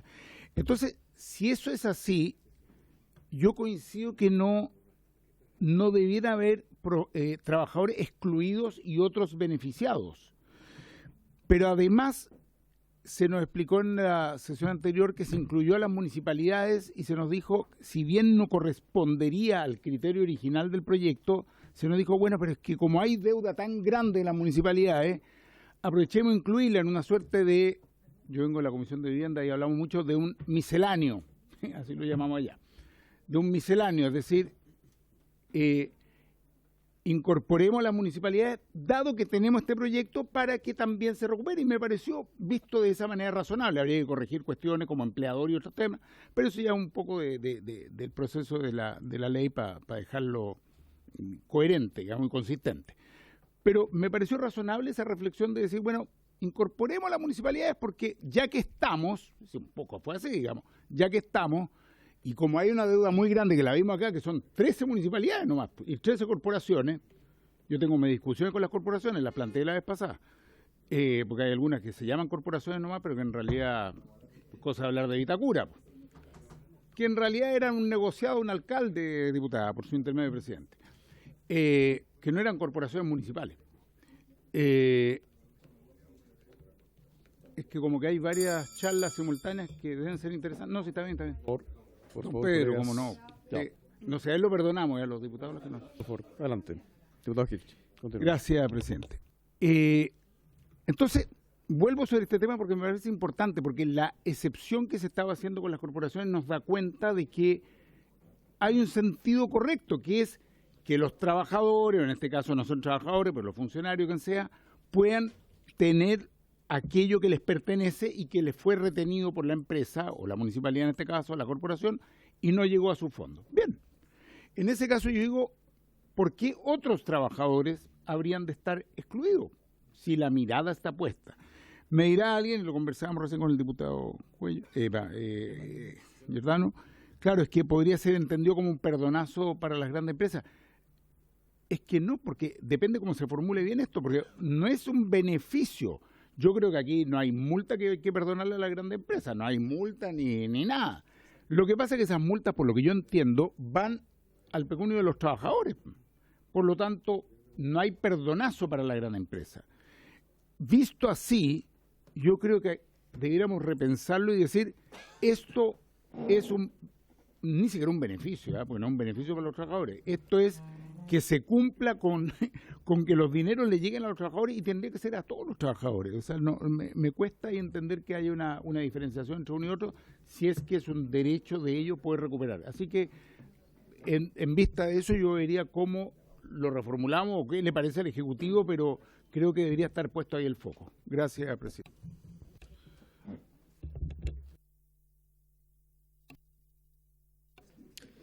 Gracias, diputado Kirch.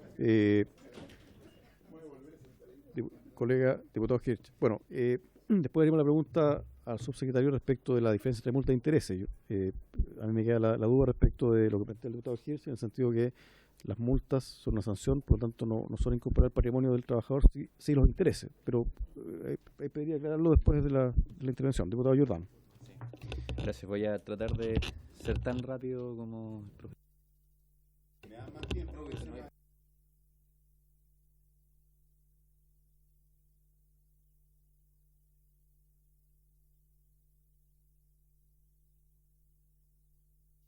Agradeciendo las exposiciones, quería referirme primero a la de don Héctor Sandoval. Si entendí bien, señaló que le gustaría que no hubiesen plazos como los que están contenidos en el proyecto. Ahí mi pregunta es, ¿plazos para establecer los convenios o quieren agrandar el plazo de deuda abarcado por los convenios? También lo escuché que dice que se condonen las deudas y los intereses. Ahí hay un problema de fondo. A mí me parece que esto vulnera el carácter excepcional sobre el cual también se ha presentado el proyecto.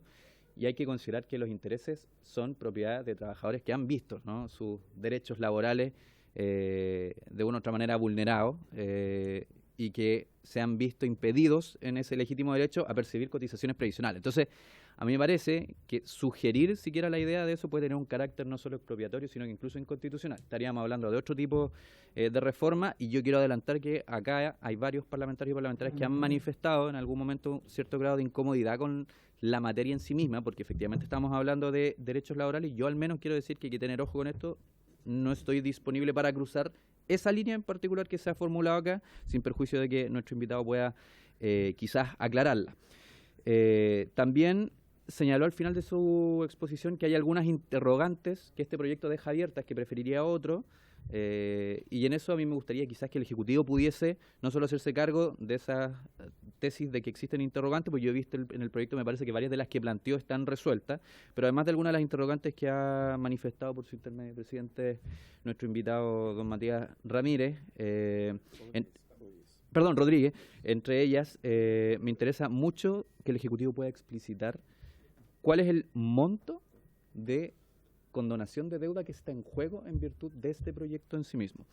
Y también quiero preguntarle al profesor Rodríguez si puede explayar en torno, como además lo manifestó, él ha sido activo en el caso de los trabajadores de las corporaciones de Vitacura, ¿qué problema ve en la ejecución de este proyecto para trabajadores, por ejemplo, que hoy día están demandando o que han ganado juicios o están en proceso de litigios por este tipo de situaciones?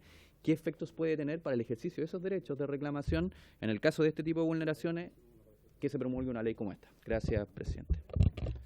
Gracias, diputado Giordano. Nos quedan 10 minutos, entonces tiene la palabra la diputada Nos quedan 10 minutos. Tiene la palabra el diputado Sandón. Luego pasamos a los invitados para que puedan responder las interrogantes. Diputado Sandón. Muchas gracias, presidente. Agradecer las exposiciones. La verdad que yo creo que nos queda harto por estudiar este proyecto. También coincido con lo que dijo por su intermedio el diputado Undurraga. ¿Por qué la pandemia? Porque yo me imagino que existe, y lo que estaba viendo, tratando de googlear en el fondo, era cuál era la deuda previsional anterior al 2020, que también existe.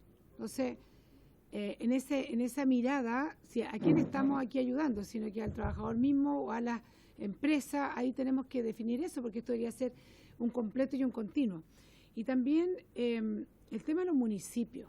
O sea, yo tengo la experiencia en mi distrito de que por mucho tiempo algunos de los municipios sencillamente no pagaron, o corporaciones no pagaron todo lo que tenía que ver con cotizaciones, y tenía una afectación brutal en las personas, porque recuerdo que hay personas que me decían, no sé dónde va a tener mi guagua porque no le había pagado las cotizaciones, y después ese alcalde se defendía que, bueno, las plata la usaron por otras cosas. Entonces, este proyecto, en la cosa práctica, se hace cargo de aquellos que históricamente no han pagado, que ahora los vamos a meter un perdonazo, y qué pasa después si no pagan también. O sea, ¿cómo vamos a parar esta ola de no pagar? Porque hay una cultura también, muchas veces de parte de los municipios, porque saben que al final el Estado va a salir a rescatar esto. Entonces, sobre todo en el caso de los municipios, a mí me impacta esta cosa que estamos pasando la plata del Estado de un bolsillo al otro bolsillo, pero en el fondo viene todo de lo mismo. Entonces, ¿cómo se va a ver eso? Cuando un municipio ha tenido una cultura de no pagar, históricamente, que no lo ha hecho, lo voy a meter en este convenio, y después, ¿qué pasa si decide no volver a pagar? ¿Eso está contemplado? Porque le estamos pasando plata al mismo Estado para que le pague al mismo Estado. Una cosa bien curiosa. Entonces me gustaría que vayamos resolviendo estas preguntas, y efectivamente hay que leer mucho más este proyecto más en profundidad. Gracias, presidente.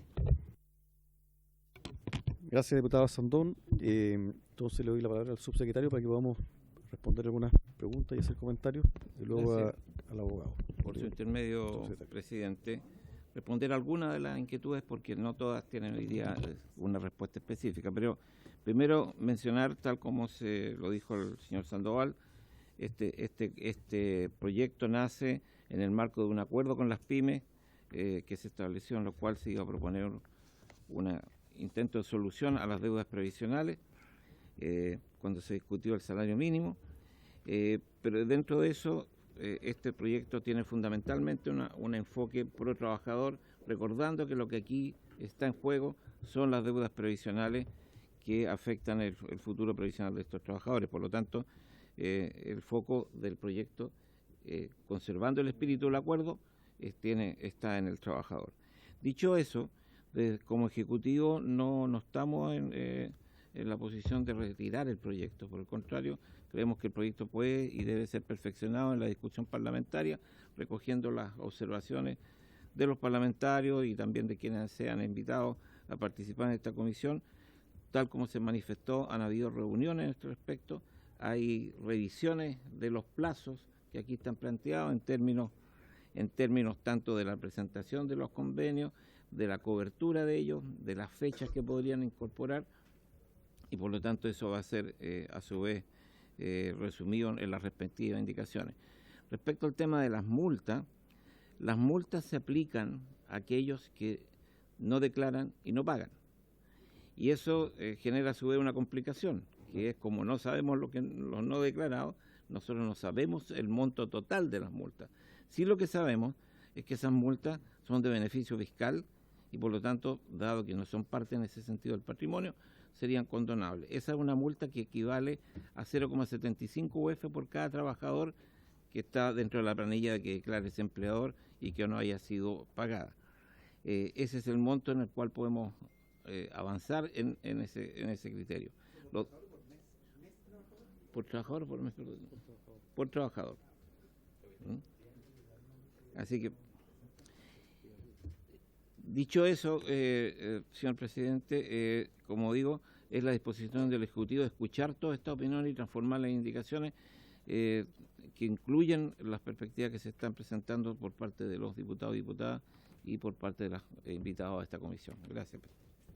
Gracias, subsecretario. Tengo una duda respecto a lo que planteaba el presidente de CONAPYME sobre él plantea que se debe hacer una condonación de intereses. Entonces, mi duda es la siguiente: si eso es parte del patrimonio del trabajador, si es posible o no condonarlo, tengo esa duda.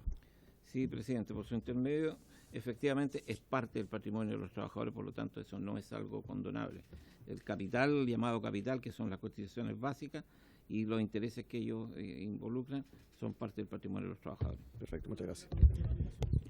Sí, una pregunta económica sobre eso. Si uno simula el mejor resultado de fondo de pensiones versus intereses, ¿cómo funciona en uno y en otro?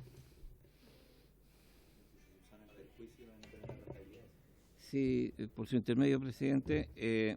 Bueno, efectivamente, diputado Undurraga, y hay un tema que efectivamente hay que estudiar, porque los intereses que se aplican son cercanos al máximo convencional, y por lo tanto hay una diferencia importante que puede ser con lo que renten esos fondos si hubiesen sido pagados e incorporados a las cuentas individuales de los trabajadores. Pero eso es una materia que hay que estudiar y ver la base jurídica para que pudiera afectarse eso, y forma parte de lo que hemos estado conversando con las pymes, de las materias que vamos a estudiar y ver si es posible avanzar en ese sentido. Gracias, presidente. Gracias, subsecretario. Le doy la palabra al abogado para que pueda hacer su comentario final. Ya, muchas gracias, señor presidente. No, yo creo que, a ver, hay un gran punto por parte del gobierno en por qué hace esta excepción. Acá no se está haciendo un beneficio necesariamente a las cotizaciones de seguridad social, sino que se está beneficiando a empleadores que tienen obligaciones particularmente sensibles de pago. Entonces, por eso es la excepcionalidad del proyecto, y eso yo lo entiendo. Porque acá hay obligaciones especialmente sensibles, son lagunas previsionales, son bajas pensiones. Entonces, es en relación a ellos a los que se les está dando esta ventaja de pago programado y adicionalmente deducción de intereses y adicionalmente beneficio en nulidad del despido. Entonces, por eso es restrictivo. Y eso es así porque no queremos que los empleadores ahorren justo en eso.